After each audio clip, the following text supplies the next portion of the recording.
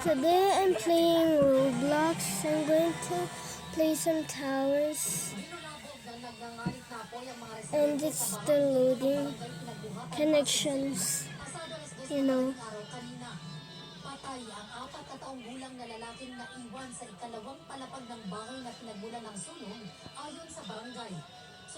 Okay, let's search some games. So today we're going to play Walk Up. Dahil nga lumakas na, nabitawan niya. Sa baba po kasi nagpumpisa, kaya wala siyang nagawa kung dito malun sa bintana. I'm actually filming from a mobile, so hope you don't. Hope you see it. Ang laki-laki na po ng apoy. Dalawang bahay ang tinutok ng sunog na umabot sa unang alarma. Hindi bababa sa 5 pamilya.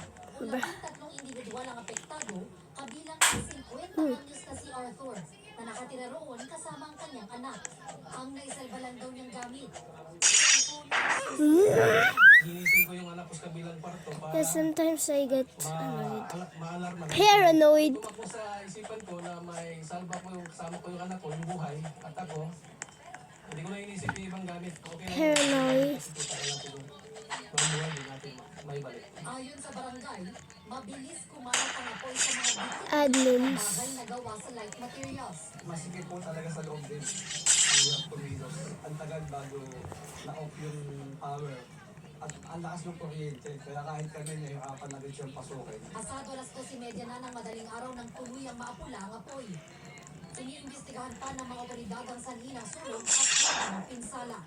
Para sa GMA Integrated News, Bea Pinta. Yeah, this is going to be a long video. Maulang weekend na naman at namerwisyo I'm going to try and beat this tower.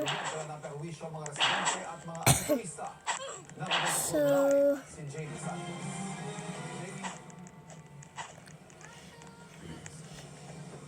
Ivan, walang bagyo, pero Ba- binaha ang ilang kalsada dito nga sa lungsod ng Parañaque matapos bumuhos ang malakas na ulan kanina.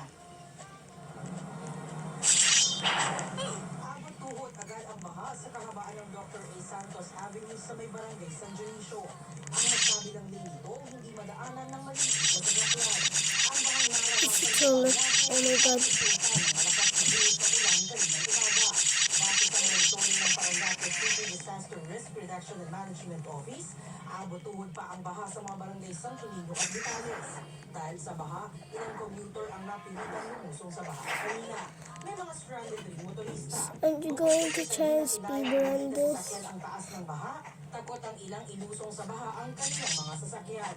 Pagtila ng ulan, matinding traffic naman ang naranasan ng mga commuter at motorista. Ang ilan ngang nainip na sa traffic, naglakad na lang.